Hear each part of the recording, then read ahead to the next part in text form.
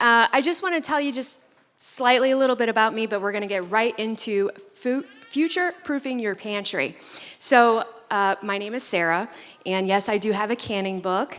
And but I have so many other things that I'm passionate about other than canning. I just kind of have been labeled as this canning queen or canning guru over time.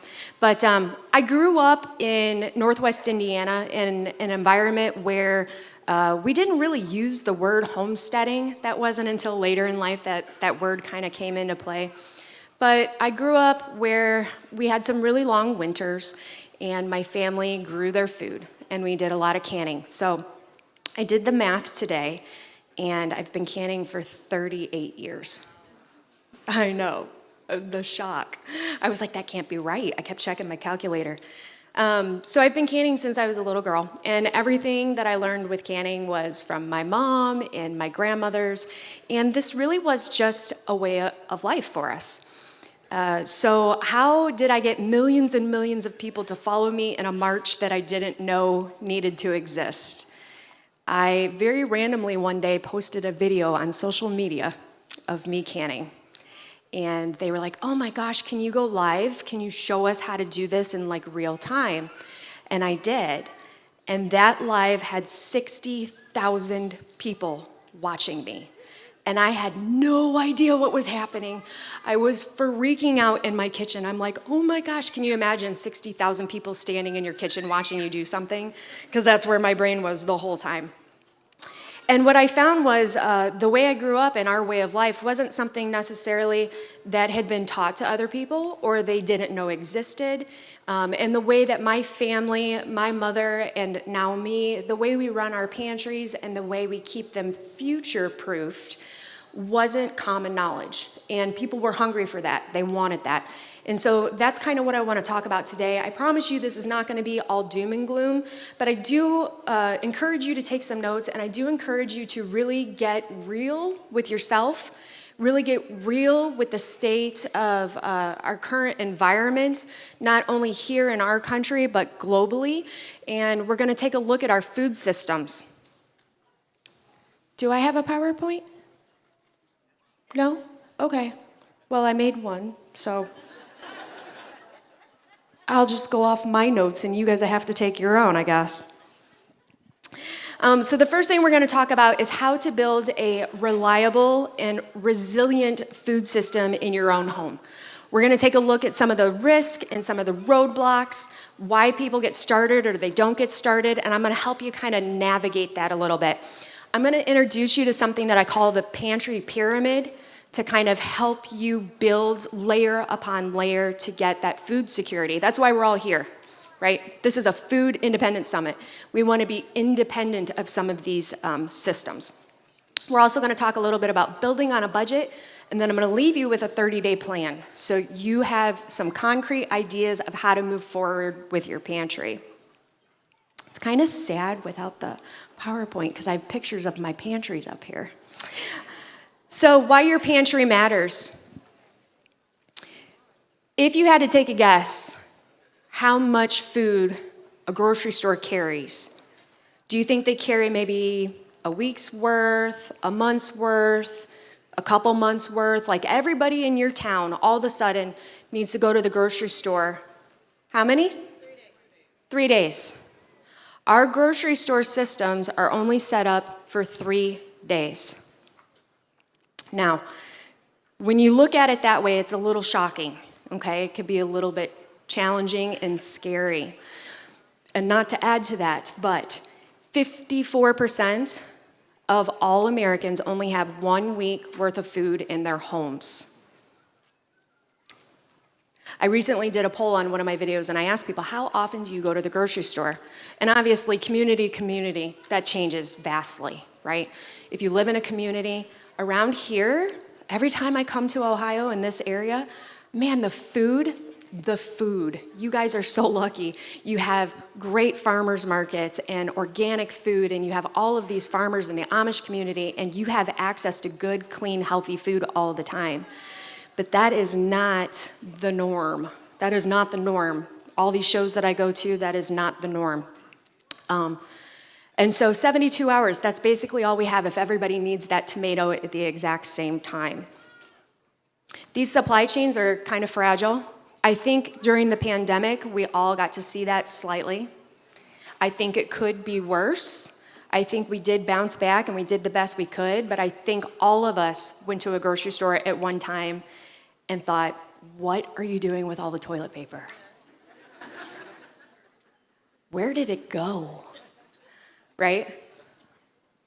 And I know some people still may have toilet paper from the pandemic. If you're in the audience, I see you. You're where the toilet paper went. Right, but it's the same way with our food. When people see a need, especially when they're hungry, that is going to go first. Why it was toilet paper, I still don't know, but here we are. Remember I said 54% of Americans have 1 week worth of food. And I want to give you another survey. 84% of Americans have had some type of natural disaster in the last 3 years. That's a lot. Tornadoes, fires, floods, train wrecks that contaminate water, whatever that is, 84% have been in some type of natural disaster. Now you start thinking, out of that 84%, only 50% of them had food for a week. Those are dangerous numbers, all right? So again, I don't want to go all doom and gloom, but I do want us to get actually really, really honest with ourselves and what our pantries look like. Because if you're waiting for somebody to come save you from a flood, your family still has to eat in the meantime. If you're waiting for somebody to come save you, they're not coming. They may get there eventually, but you're gonna need to do something in the meantime. And that's how we build these future-proof pantries. Some of the risk and roadblocks that we talked about already is things like weather, but another one that I hear a lot from my followers is job loss and illness. I've had people come back to me and say, oh, we might get a PowerPoint. I've had people come back to me and say, you know what? My husband just got diagnosed with cancer and we're doing chemo. I'm his primary caregiver. We're running all over the place. And I haven't had to go to the grocery store. And I have you to thank for that. Or my shelves are full because of that. This is cool. How does this work? Push the right to go to advance and left to go back. Oh, sweet. There's my pantry if you want to see it, but we've already done this slide. Okay.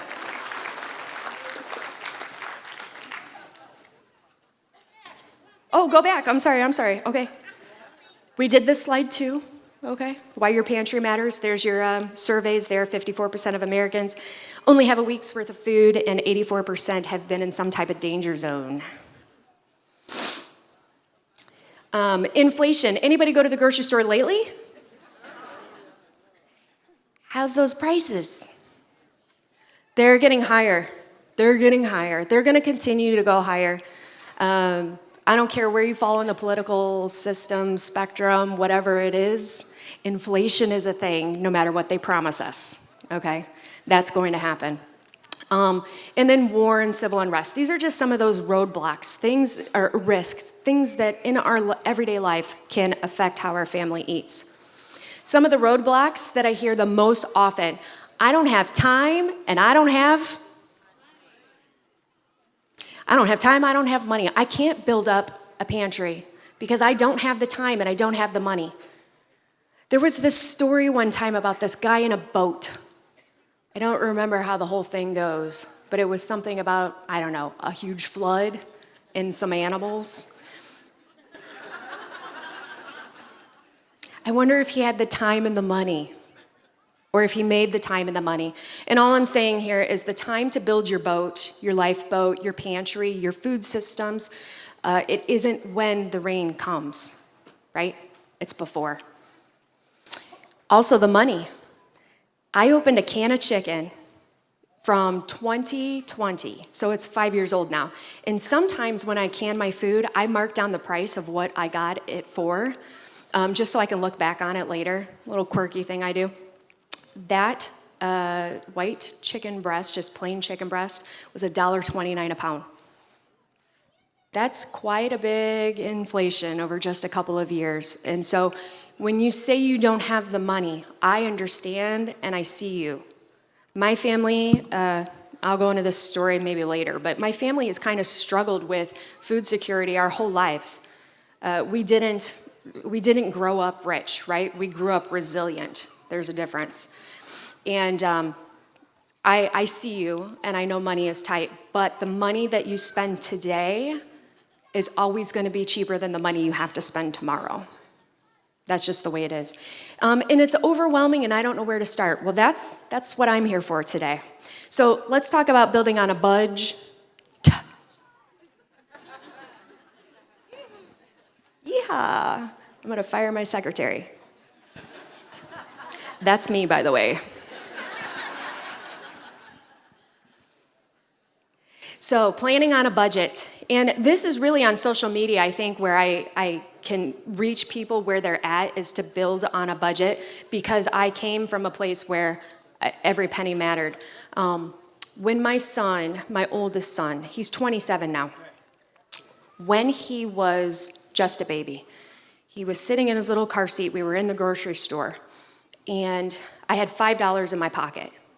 And I remember staring at a can of like kids' SpaghettiOs or something and thinking, if I could get a couple of cans of that, that could be for him for the next 3 days, and I will try to find like a package of crackers. And I remember that very vividly. And then I went, whoa, like it hit me like right in the face. I was like, my grandmothers would whoop my butt right now. What am I doing? I've got to put in a garden. I've got to start canning again. I've got to start getting my family back on track again. We were suffering. We were suffering, and we were hungry, and we didn't have money. And I was like, oh, I have these skills. I have these skills. I can do this. And I was working full time, and I was going to school full time, and I had this little tiny baby, and I was like, I don't have the time. And then I was like, you know what? I don't not have the time. I have to do this. My family relies on me. So, couple things here. Shopping in season. The peach you buy when peaches are in season are always going to be cheaper and better quality than the peaches that you're trying to buy in February, right? And that's kind of where the pantry comes into play. We'll talk about short-term, long-term. But by looking at your food differently, is it in season? How far does it have to come to get to me? How many miles did this have to travel to get to me? I live in the Upper Peninsula of Michigan. Anybody know where that is? Woohoo! All right. You know one thing we have? We do have trees. We got a lot of trees.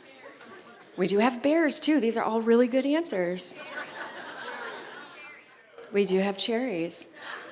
Snow. Thank you. Snow. We're like known for our snow and our winters. And so, living in that area where 6 months is winter, and our grow season is maybe 2.5, 3 months, if we're lucky, it comes with its own unique set of challenges. And when I'm in a grocery store, and I have to look at a food and decide how far that food had to come to get to me, for us, it's usually pretty far.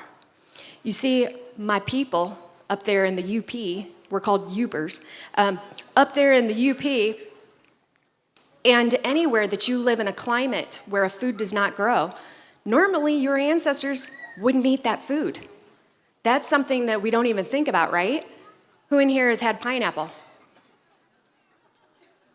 Who's ever grown a pineapple? Okay, all right. They're hard to grow, right? In this part of the country, those pineapples don't grow. So that pineapple had to come to you from somewhere. Always shop in season and shop locally as much as you can. Shopping in bulk. Have you guys heard of Azure Standard? Yes, all right. They're here today, by the way. They have a booth if you want to go check them out. Azure Standard is great for buying in bulk. It's a drop ship, so you can go and you can pick things up. But buying in bulk most of the time is cheaper in the long run. Now, going back to that, well, I don't have money. I don't have money for a 50-pound bag of beans. Okay, do you have a friend that also doesn't have money? Maybe two? Maybe a family member? Because you can split that 50-pound bag of beans and still get it cheaper per ounce than you would if you were trying to buy that in bulk by yourself. Ever try to buy a full cow? It's a little expensive, right? The butchering and everything. But do you have a couple of neighbors that would share a quarter cow or a half a cow with you? Right? So shop in bulk, shop in bulk. And then shop 2 and stash 1. Shop 2, stash 1. What does that mean? Well, when I look at my family's food consumption, if I know we eat that particular thing every single week, I get 2 of them and I put 1 away. And that's where food preservation comes in. Oh, okay. So this is my pantry pyramid. It kind of came out. Okay. This is a layered strategy. So in my house, when I talk about pantries, we actually have, one pantry. It's in one room, so it doesn't take up a whole ton of space. But it's 3 little mini pantries in one. So we have something called our everyday pantry. That's our immediate pantry. That's that bottom level. And as we talk about these levels, I want you to think about growing out, not up. We are eventually going to grow up, but we can't do that unless that foundation is nice and solid. So your everyday items, this is your regular pantry. These are the things that you rotate weekly or you're eating weekly, and that's really the foundation. In order to start building up your pantry, you really need to assess what you're eating immediately. So that's your everyday pantry.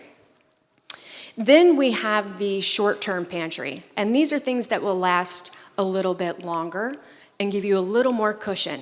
That's your 30 to 90 day mark. And this is going to include things like your canned goods. So this is a good one for like the buy 2, stash 1. Like if you're buying 1 bag of something, that can go in your 30 or 90 day, your short-term pantry. And then our long-term pantry. And this is where the game-changing kind of comes in. And in your long-term pantry, now you're getting yourself set up in a way that you can start building that resilient system at home. You don't have to rely on a grocery store as often or as much. These are things like your grains, legumes, beans, and there are a few things on here that never go bad. Honey never goes bad, right? We could eat Egyptian honey out of the pyramids right now if we wanted to. Things like vinegars, things like flour, if you vacuum seal it. This is all things that can go in your long-term pantry that can last you 20 to 30 years. That's the long-term pantry. Now, in those 3 pantries, here's the important part. You need to rotate, right? So when we go into our pantry, our everyday pantry is what do I want to eat right now? It is very rare in my house that you will go and grab something and it will be the last one on the shelf. Hardly ever.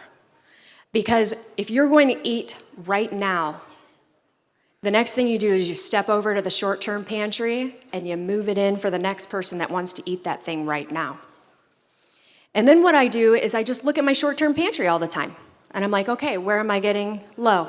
I'm low on flour. Perfect. I'm going to go over to my long-term pantry, pull some flour off the shelf, put it back in my short term, and then make on my list, long-term pantry, I need 50 more pounds of flour. And then when I go and I make that bulk order from Azure or wherever I'm getting my bulk food, then I'm only restocking and replenishing my long-term pantry. This is how you build yourself a hammock with all of these levels. That way you always have access to food. And then the last 2 things here, once you get those pantries built up, and I'm going to give you a 30-day plan, so don't get worried. The last things here are like your pantry boosters. So once your pantry is set and you know you've got food, then we need to look at what am I going to do to replenish and replace that food, right? We are creating an insurance policy here. So in February, on Valentine's Day of all days, I woke up to an explosion in my house. A big loud boom. Woke me up, I ran out of bed, everybody in the house kept sleeping.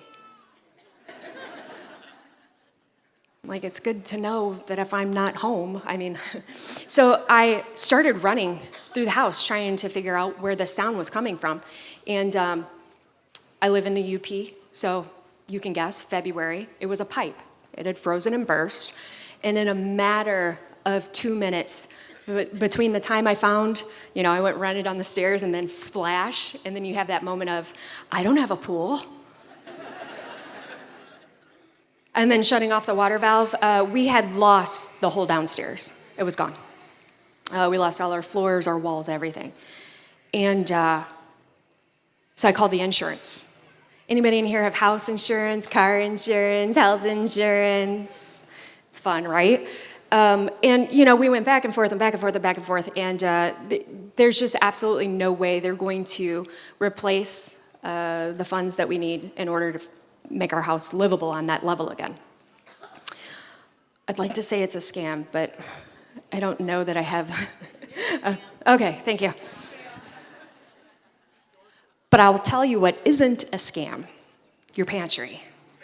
It is your insurance policy.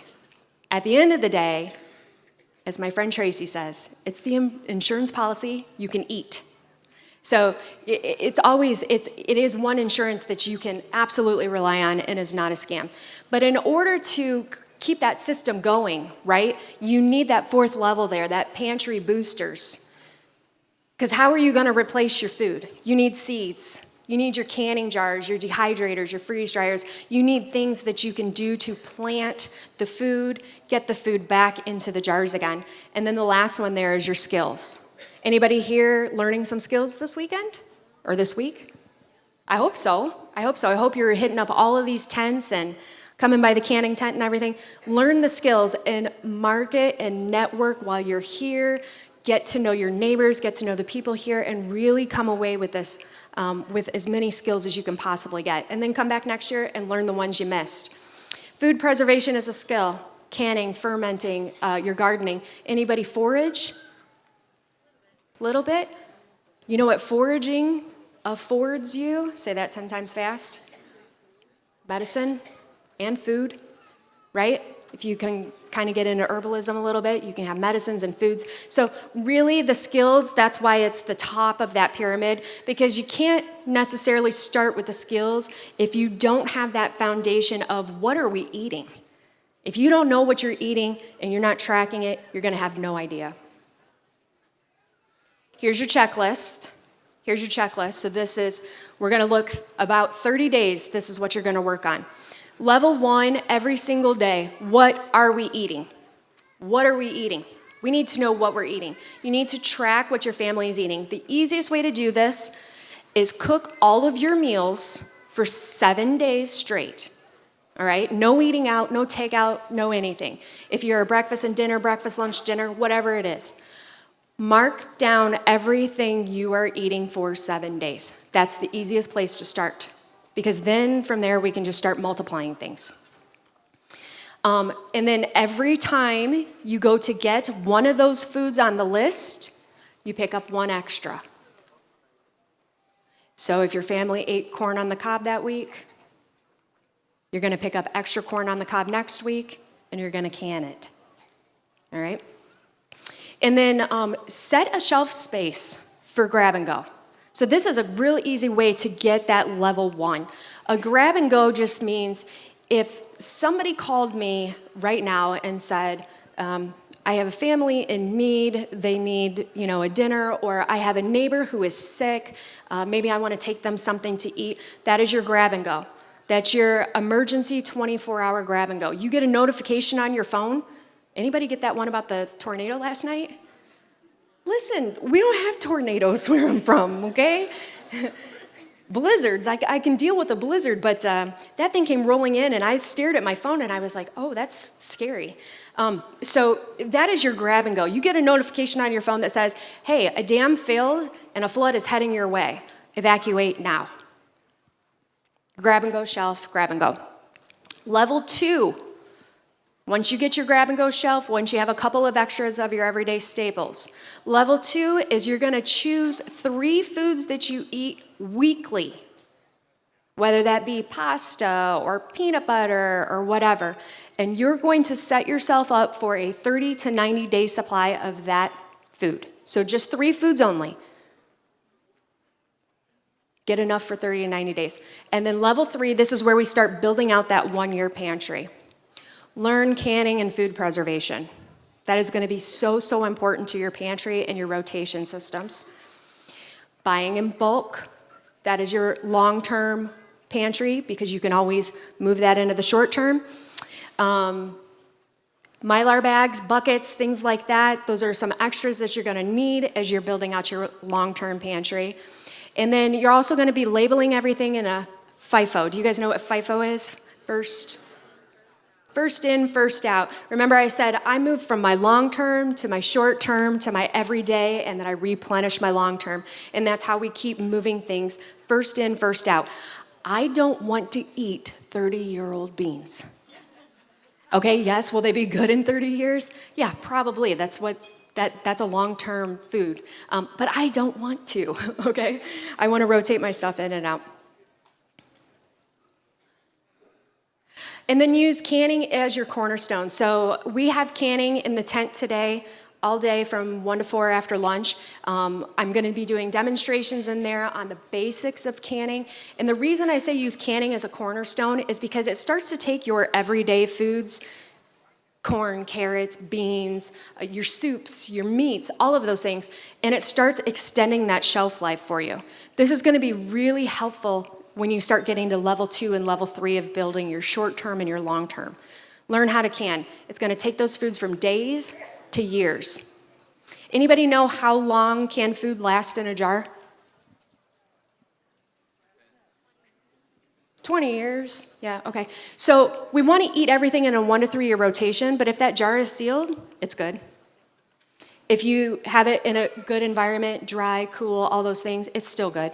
Do you want to eat 20-year-old tomatoes? Oh, probably not. They're going to be black, they're going to be soggy, all of the things.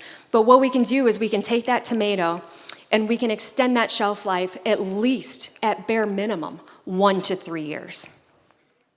It's also going to help reduce your waste. It's going to help you use up that seasonal abundance when you're buying peaches in bulk by the bushel, right? That's going to help you extend and get those foods at the cheapest price. And then your water bath canning and your pressure canning covers almost every single food group. So if there's something your family really likes to eat, canning will allow you to put those things on your shelf for long term. Have you guys heard John's song, I Can Can? Yes, I can. We love it, John, if he's watching.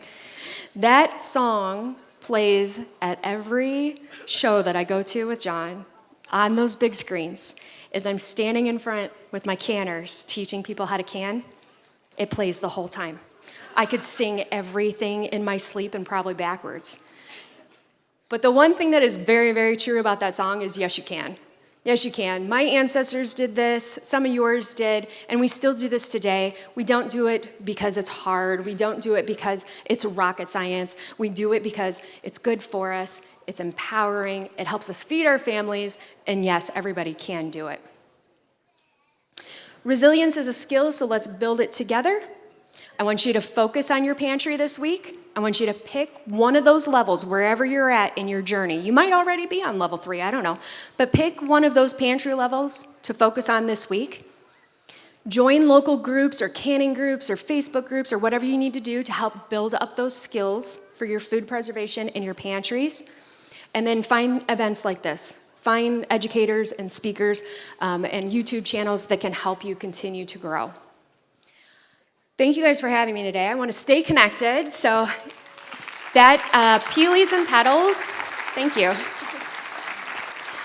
Peelies and Petals is my screen name across all of my platforms, but if you just Google search my name, it's probably going to come up with a lot of stuff. Like I said, I'm known as like the canning queen or the crazy canning lady, but I also do a lot of homesteading content, food preservation, emergency preparedness, and I hope to see you guys in the canning tent. Thank you.